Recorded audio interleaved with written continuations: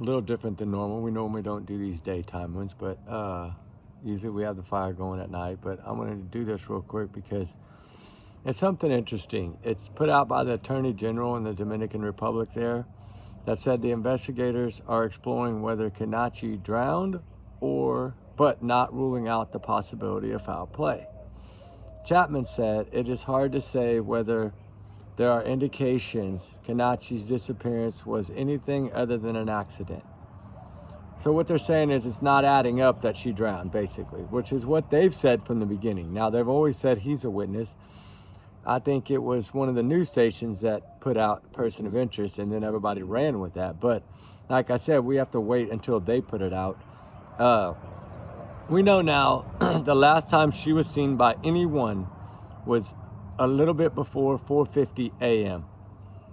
because in his statement, around 4:15, 4:30 a.m. is when they were in the water. So it changes the timeline a little bit. Now I understand it a little bit more. But there's a little clip here I want to play for y'all guys that was put out this morning early. And remember, this is just educational purposes only, right?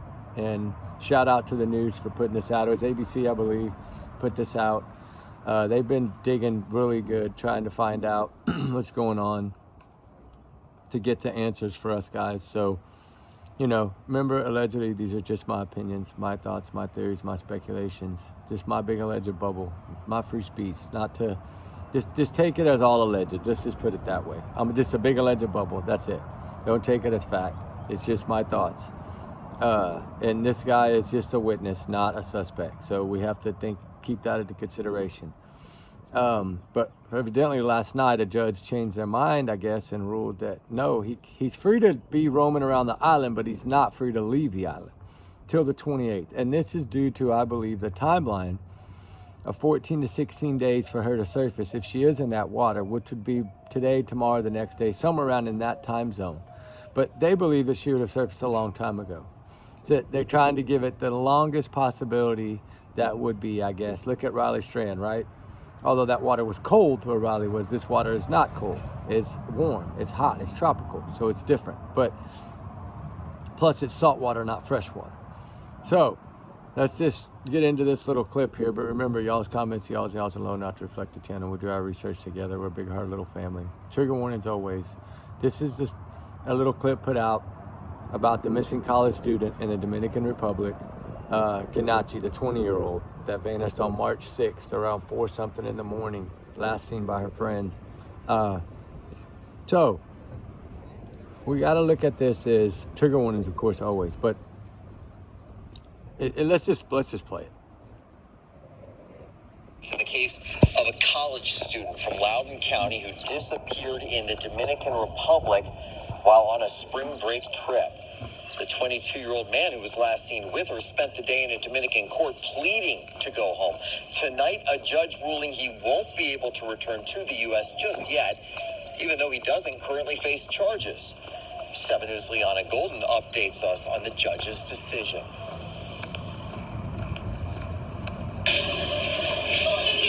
Joshua Reedy arriving to a Dominican courtroom surrounded by cameras. The 22-year-old's lawyer pleading with the judge to allow him to return to the United States. As the last person to see Sudiksha Konanki alive before she disappeared on the beach on May 6th, he said in court, quote, "I understand I'm here to help, but it's been 10 days and I can't leave." The judge determined late Tuesday he will no longer be under police surveillance as he was for days, but he's still not allowed to leave. Authorities holding on to his passport. He's still not a suspect in Konanki's disappearance. ABC News obtained this ABC News, shout out to you, right? Okay, so with that being said, where is she? Right? This is, I believe they're waiting to see if she's gonna surface, right? That's what I think they're doing, because there's no way to really rule out anything until they have her body. You know, trigger warnings. Of course, it's heartbreaking and it's sad, but I get it. They don't want to release him, and then in 24 hours, she turns up, and what if they find her somewhere hidden behind a building or an old abandoned building or something of this nature? What if she's not found in the water? And another thing that I wonder is, what are these clothing? These articles of clothing that are found, what are they? Are they his clothing? Because we know her clothing was clearly found on the beach.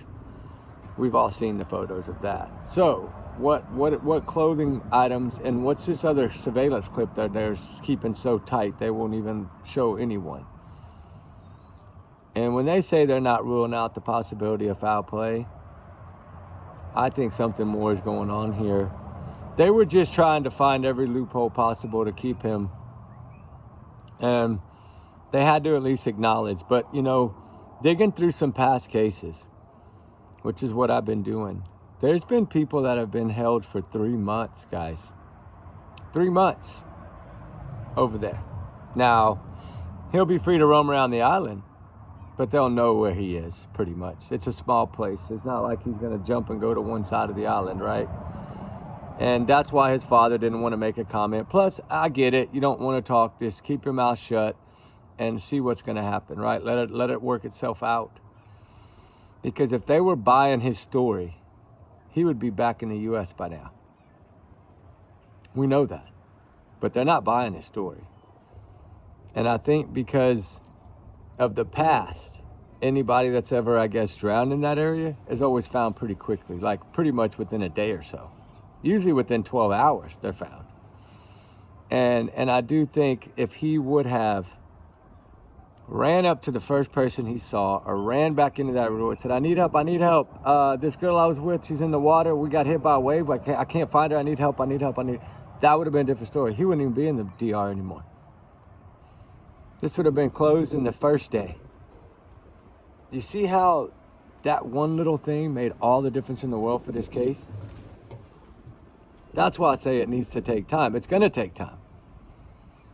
And if he just would have done that. But when you don't, and you hide things, and they think that you're basically trying not to tell the truth, and you tried to think this was going to go away and nobody would know you were there, and maybe they wouldn't know who you were and know what room you were in and be able to identify you or whatever. I don't know what the case is. I don't know. But I want to know, was her cell phone found? If so, what's on it? What's on his phone? Did he talk to anyone? I'm sure he talked to his buddy back in the room. So what is it, right? And I know a lot of people are really confused right now what's going on. We're all confused, but it's because they don't share with us everything that's going on. But you know, they're not supposed to. They don't have to. Of course, we want to know where she is. We want to know what happened. We want to know, was it an accident or was it not? Just like I said from the very first video I put out. This is a really scary area at night, at dark. Everybody says that. And now to know that there was a red flag, supposedly, but the flags weren't up because the hotel, I guess, with the power outage and things, it didn't happen. I don't know. But supposedly now that story is changing. But either way, if she would have been in that water, from what everyone, that diver, anyone that I've spoken to or that has spoken out, have clearly said she would have been found. And because of the way the tides work, they come in, they go out, they come in, they go out, they shift every so many hours. So she wouldn't have got that far, according to scientists, I'm sure, that they realized that she would have been found in that area. Those waters are pretty clear. As you can see the drone footage, you can see all the way to the bottom in most of those areas. Some of those areas like 40 foot deep and you can see the bottom. And the area they were in was really shallow.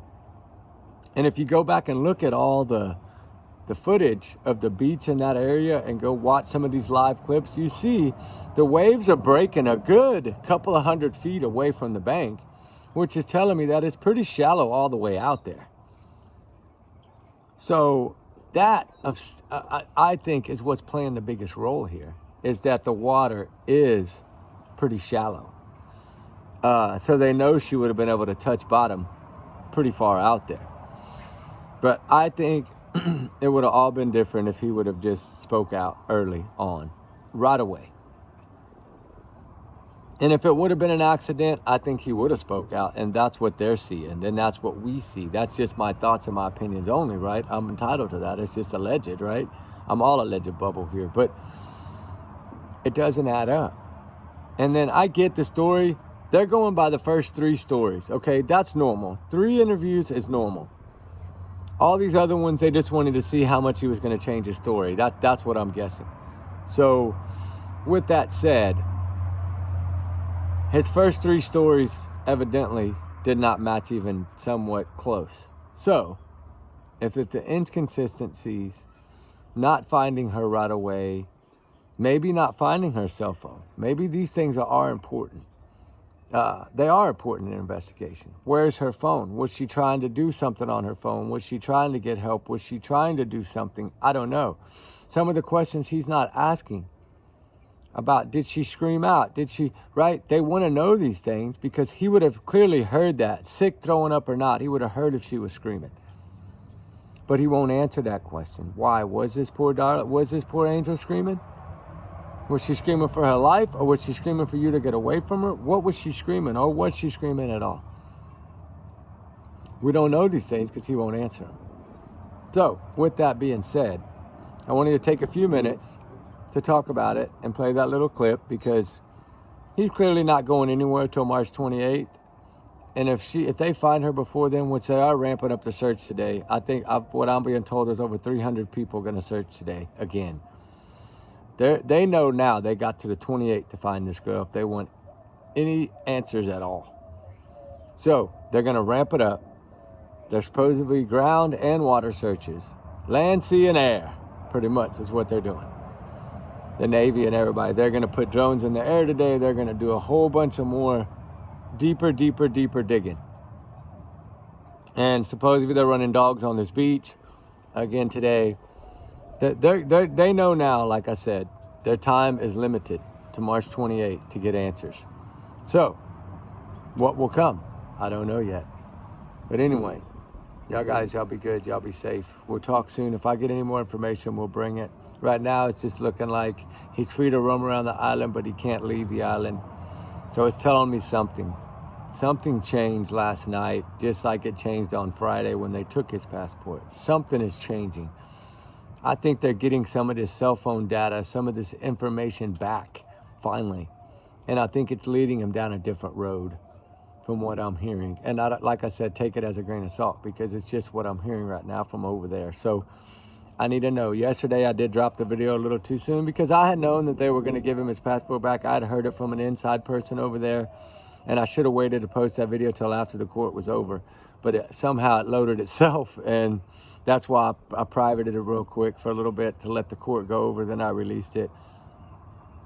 Sometimes we're able to get information, sometimes we're not. It's just on how much we dig and how much we trust people, right? That's what it comes to. You know, if you keep your word with people, they will help you out. So anyway, prayers for Konanki, prayers that she's found today. I hope that they find this child soon. They need some answers. We need truth. If this guy is clearly just a witness and innocent, he needs to be able to come home, right? That's not fair if this was total an accident. I don't think they're looking at it that, well, they wouldn't have put the foul play in there, but I know they're saying they're not ruling it out right now, which means they're looking at it, to me. And that's just my opinion. All right, guys, we'll talk soon. We love y'all, guys. Remember, allegedly, these are my bubbles. And if anything breaks, I'll come back on. But prayers that she's found. Prayers for the family. My condolences to the family because I know they're thinking that she's not here anymore. And it's heartbreaking. And she's probably not here anymore. But at least give them the proper closure of finding this child so they can give her a proper burial and have proper closure. And if something needs to go further, then it will go further. If justice needs to be, then it will be, right? That's what we pray for. All right, guys, y'all be good, be safe. We love y'all, guys. We'll talk soon. All right, bye.